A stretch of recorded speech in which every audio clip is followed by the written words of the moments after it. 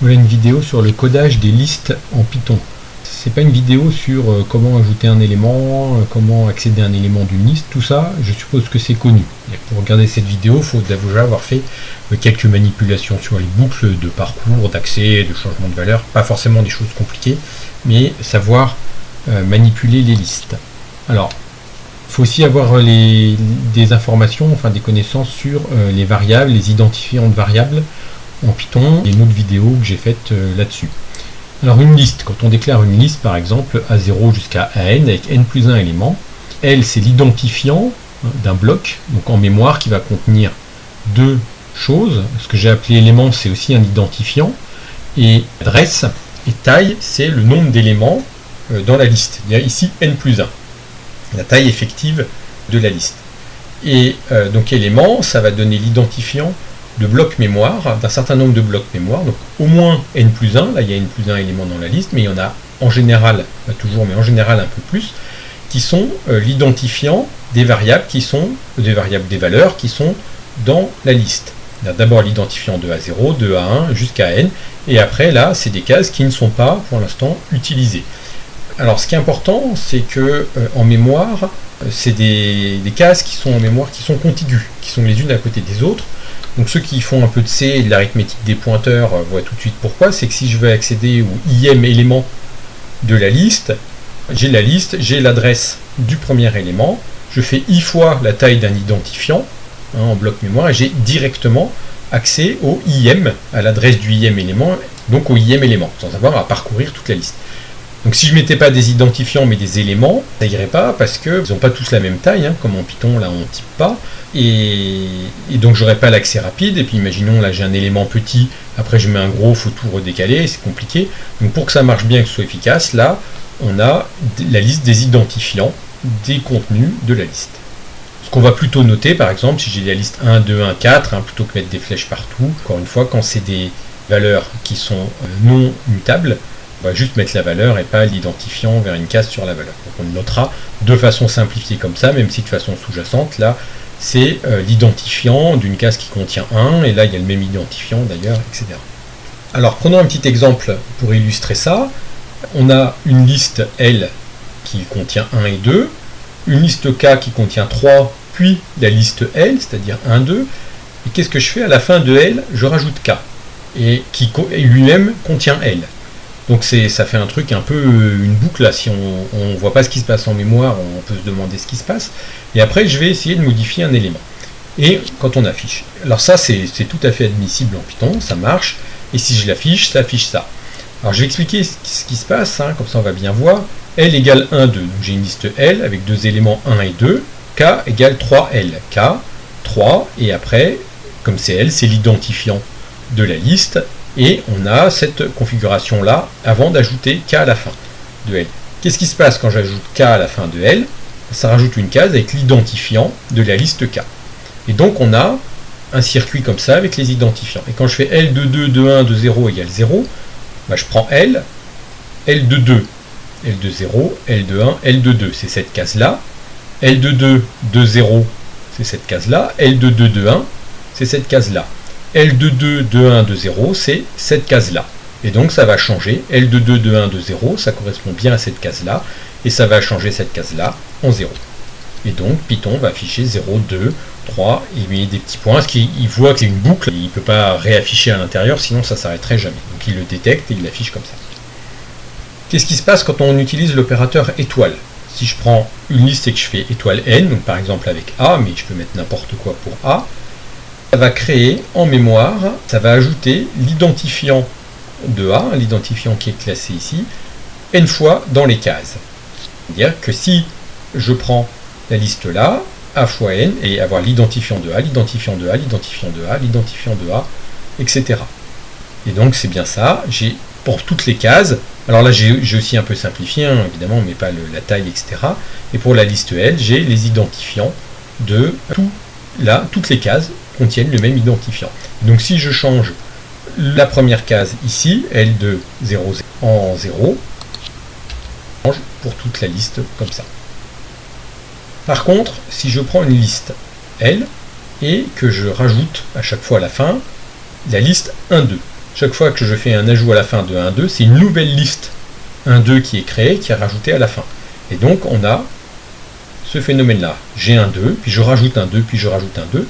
Et donc si je change L de 0, 0, ici, et là, ça va changer que la première. Et donc quand j'affiche, j'aurai bien 0, 2, 1, 2, 1, 2, 1, 2. Donc ça, c'est encore là-dessus, en général, on ne se trompe pas, mais sur l'étoile, c'est source d'erreur. Ce qu'il faut voir, c'est qu'on a chaque fois des copies de ce qu'il y avait dedans.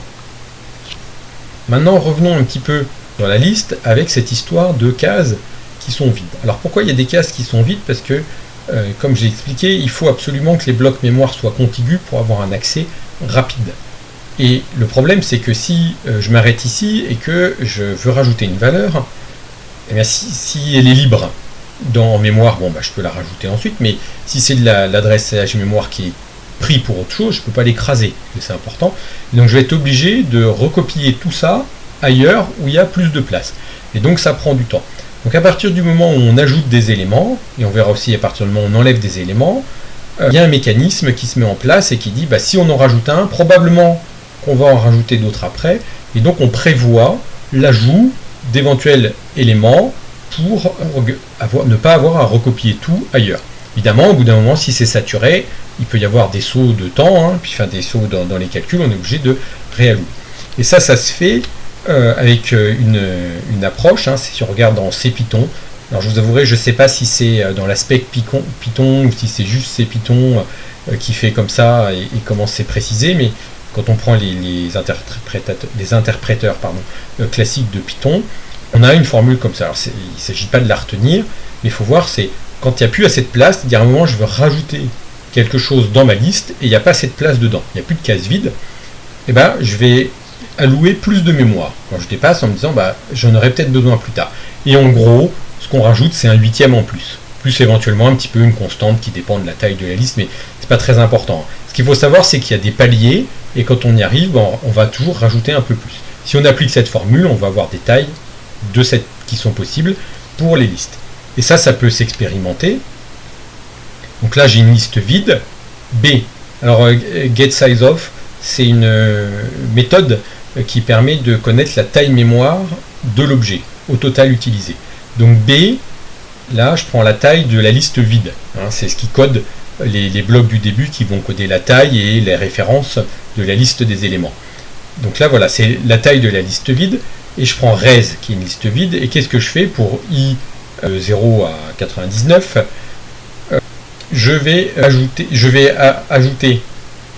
à la fin de la liste i. Donc j'incrémente la taille de la liste de 1 à chaque fois en rajoutant un entier. Et là, dans res, qu'est-ce que je stocke?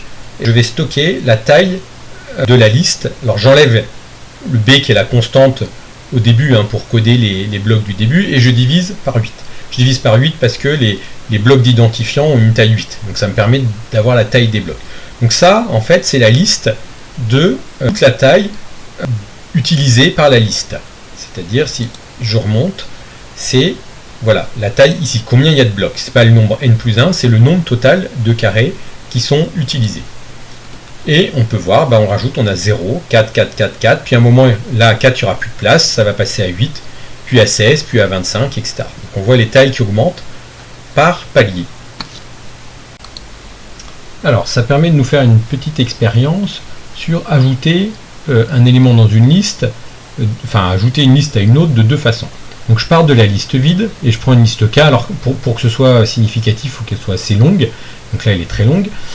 Et ce que je veux, c'est ajouter dans L, à la fin de L, tous les éléments de K. Alors je vais mesurer le temps en prenant l'horloge au moment A1, au moment A2 et au moment A3. Donc j'ai soit cette instruction, soit ce bloc-là. Donc la première instruction, c'est juste la concaténation des listes. Dans S, je mets L concaténé avec K.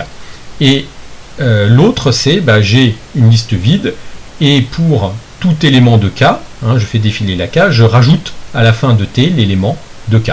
Donc ça donne à chaque fois la même chose, ça va donner une copie en fait de la liste K. Et je mesure le temps. Donc là, on le fait d'un seul coup, mais il faut quand même copier tous les éléments. Et là, on le fait élément par élément.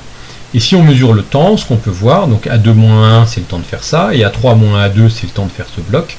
Là, on peut voir que ça met 3 centièmes de seconde, et là 3 dixièmes de seconde. Donc la première méthode est 10 fois plus rapide dans ce cas-là que la seconde. Alors pour une des explications, alors il peut y avoir d'autres mécanismes internes, mais une des explications c'est que quand on fait ça, il connaît directement la taille, il peut allouer toute la taille d'un coup et après mettre les éléments, parce qu'il connaît la taille de K, taille de L plus la taille de K, donc l'allocation peut se faire directement sans avoir à recopier, tandis que là, comme on rajoute petit à petit un élément, dès qu'on va plus avoir de place, on va être obligé de recopier.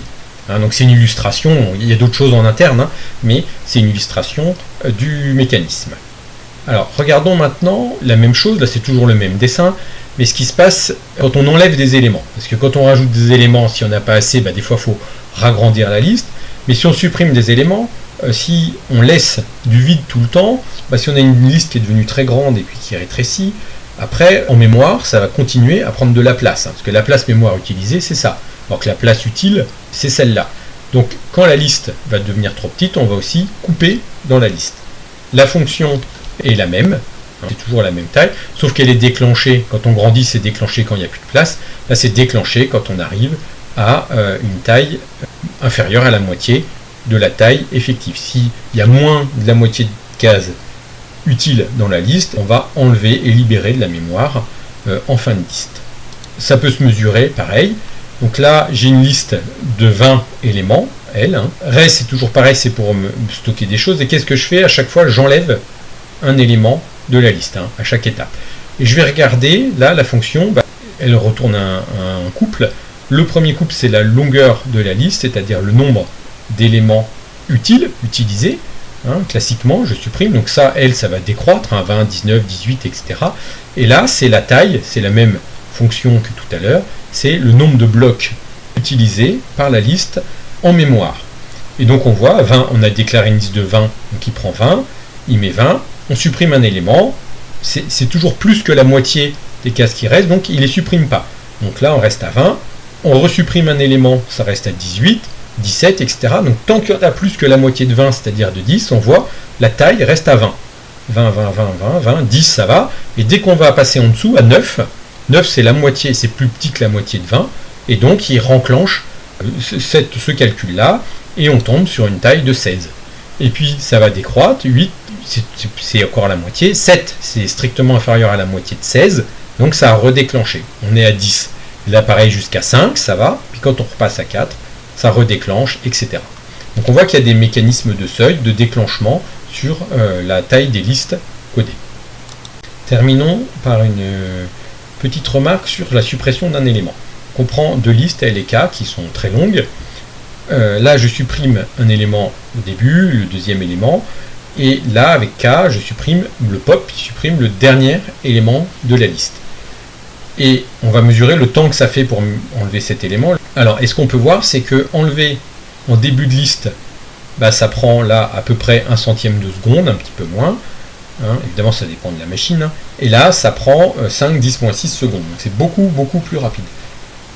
Pourquoi? Parce que là, il suffit de libérer, de changer en fait la taille de la liste, qui est codée en mémoire. Il n'y a aucune opération à faire sur la mémoire, sauf éventuellement s'il y avait un resize, mais là il n'y en a pas, je pense. Et là par contre, quand on supprime au début, on est obligé de décaler tous les identifiants qui sont dans le tableau. Donc ça fait une réécriture de beaucoup d'éléments, et donc c'est beaucoup plus long. C'est pour ça que il faut toujours plutôt supprimer un élément à la fin qu'un élément au début. Si on doit dépiler ou une liste, il faut mieux commencer par la fin. Alors je vais terminer là pour cette vidéo. J'en ferai d'autres encore sur les listes, sur une spécifique sur la copie de liste qui approfondit et qui a besoin de ces notions, et une autre sur le parcours de liste, sur les itérables, mais on le fait en général sur les listes.